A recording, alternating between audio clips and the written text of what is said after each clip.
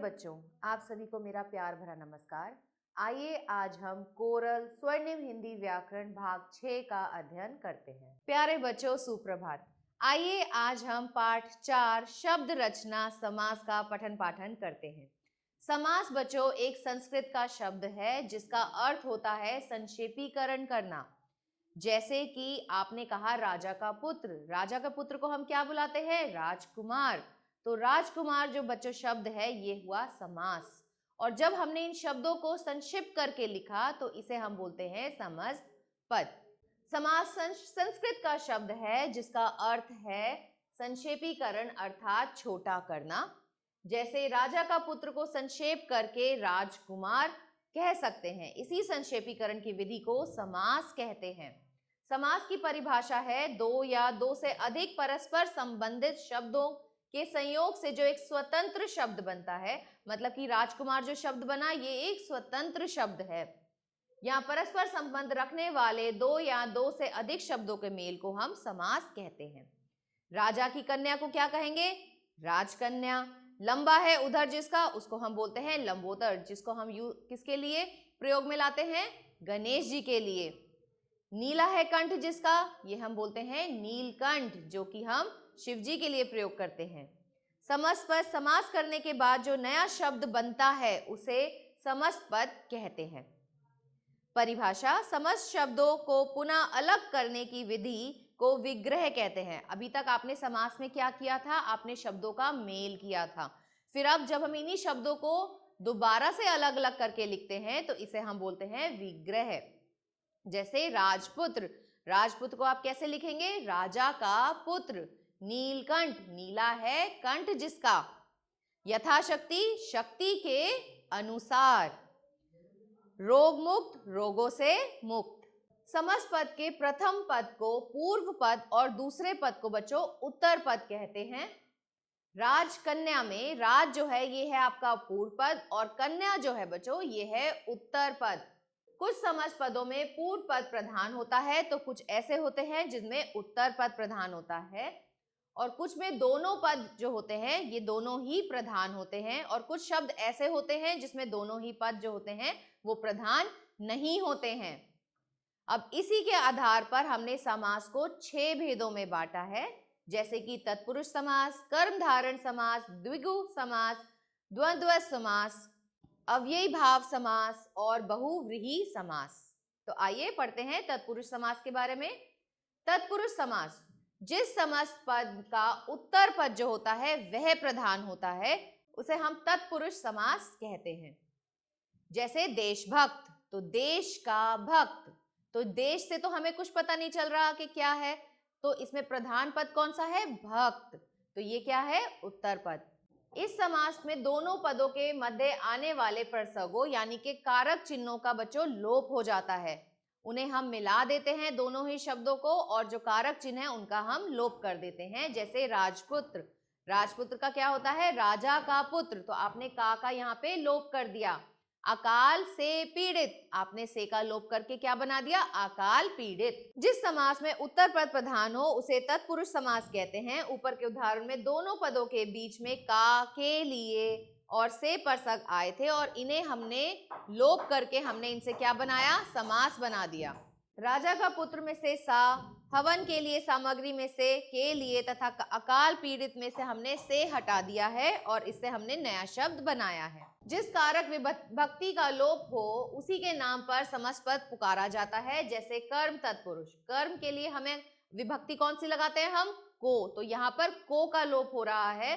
जैसे माखन को चुराने वाला, तो यहाँ पे आपने क्या लिखा? माखन चोर।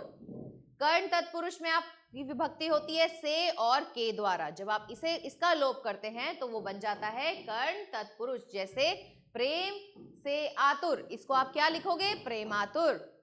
संप्रदान तत्पुरुष, इसमें संप्रदान कारक की विभक्ति के लिए का लोप हो जाता है, तो यहाँ पे क्या हो जाता है? रसोई के लिए घर, तो ये क्या बन जाएगा? ये बन जाएगा रसोई घर। आपादान की विभक्ति कौन सी होती है बच्चों? वो होती है से, अलग होना। धर्म भ्रष्ट, धर्म से भ्रष्ट, तो आपने से का यहाँ पे लोप कर दिया है।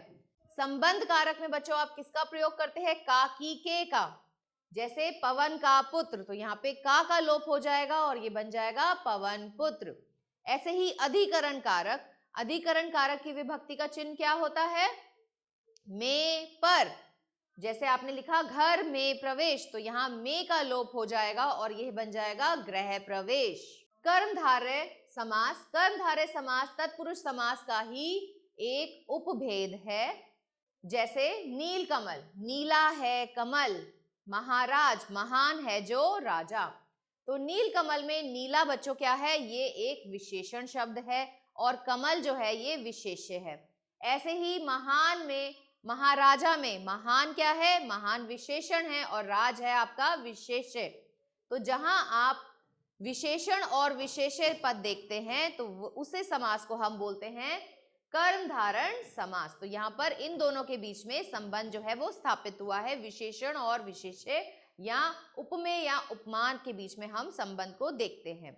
जैसे कमल नयन, कमल के समान नयन, देहलता, देह के समान लता।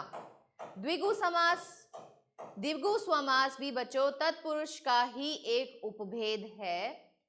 इस समास में पहला पद जो होता है ये संख्यावाचक विशेषण होता है। जैसे कि आपने देखा दोपहर, दो पहरों का समूह, तो यहाँ पे दो संख्या दिख रही है आपको, संख्या विशेषण है यहाँ पर, इसीलिए इसे हम द्विगु समास कहते हैं। नवग्रह, नौ ग्रहों का समूह, नवरत्न, नौ रत्नों का समूह।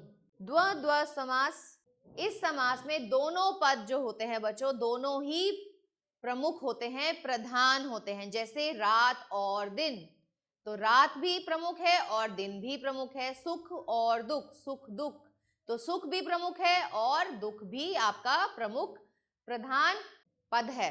राम सीता, दाल रोटी, रात दिन, सुख दुख इसके उदाहरण हैं।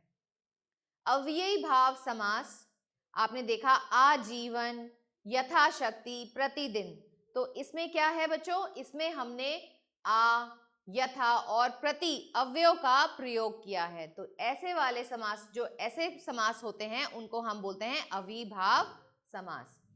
इन सभी शब्दों में पहला पद आ, यथा और प्रति अव्यय हैं। इन अव्ययों के प्रयोग से संपूर्ण पद अव्यय या क्रिया विशेषण के रूप में प्रयोग किया जाता है। ये सभी अव्ययभाव समास के उदाहरण हैं। जिस समास में पहला पद अव्यय होता है तथा समस्त पद अव्यय बन जाता है वह अव्ययीभाव समास कहलाता है। जैसे भरपेट, पेट भरकर, आज्ञानुसार, आज्ञा के अनुसार, निडर, डर के बिना, और हाथों हाथ, हाथों ही हाथ में। संधि और समास में अंतर। संधि बच्चों क्या होता है? इसमें वर्णों का मेल हो जाता है। संधि वर्णों से में होती है, इसमें विभक्ति या शब्द का लोप नहीं होता है। देव और उसमें हम आल्य मिला देते हैं तो बन जाता है देव आल्य। समास दो शब्दों में होता है, तो यहाँ पर हमने क्या अंतर देखा कि जो संधि होती है वह वर्णों के मेल से बनती है और समास जो है ये शब्दों के मेल से बनते हैं। समास होने पर विभक्ति या शब्दों का लोप हो जाता है। जैसे माता और पिता, तो क्या बन जाता है? ये द्विगु समास बन जाता है माता पिता। आइए इसका अभ्यास कार्य देखते हैं। निम्नलिखित शब्दों में समास करके समस्त पद बनाइए शक्ति के अनुसार। तो यहां आपका क्या बन जाएगा? यथा शक्ति। गंगा का जल, गंगा जल। नीलांबर, नीलांबर।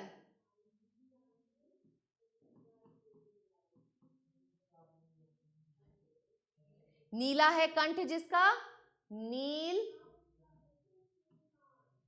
कंठ। देश के लिए भक्ति, देश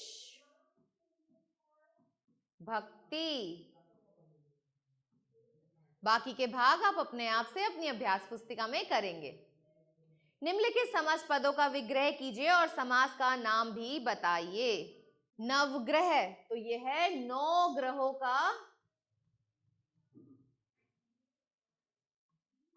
का समूह। और इसमें समास क्या है बच्चों? क्योंकि इसमें संख्यावाचक विशेषण दे रहे हैं तो ये हो जाएगा द्विगु समास।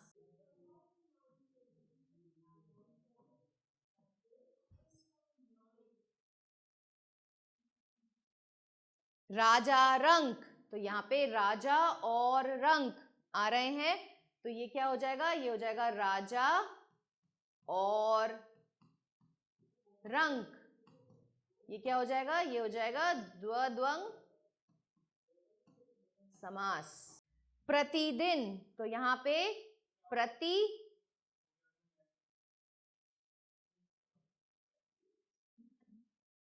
और दिन, तो ये कैसा हो जाएगा, ये हो जाएगा आपका अविभाव समास। बाकी के भाग आप अपने आप से अपनी अभ्यास पुस्तिका में करेंगे। 5 ऐसे शब्द लिखिए जिसमें संधि और समास दोनों हो। इनका संधि तथा समास विग्रह कीजिए और संधि समास का नाम भी बताइए, जैसे दश और आनंद, दशानन। आप ऐसे ही नीलकंठ लिख सकते हैं बच्चों, जो हो जाएगा नीला और कंठ। इसी तरह आप यहाँ पे उसकी संधि का नाम बताएंगे और उसके समास का नाम भी लिखेंगे। सही विकल्प चुनकर वाक्य पूरा कीजिए। 2 या 2 से अधिक शब्दों के मेल को क्या कहते हैं, समास कहते हैं। समस्त शब्दों को पुनः अलग करने की विधि को विग्रह कहते हैं। जिस पद का उत्तर पद प्रधान है उसे क्या कहेंगे, उसे हम कहेंगे कर्मधारय समास। डैश शब्द द्विगु समास का उदाहरण है, तो द्विगु समास का उदाहरण है दोपहर। बाकी के भाग आप अपने आप से अपनी अभ्यास पुस्तिका में करेंगे। आशा करती हूँ आपको यह पाठ अच्छे से समझ आया होगा। मिलते हैं अगले पाठ में, तब तक के लिए आभार।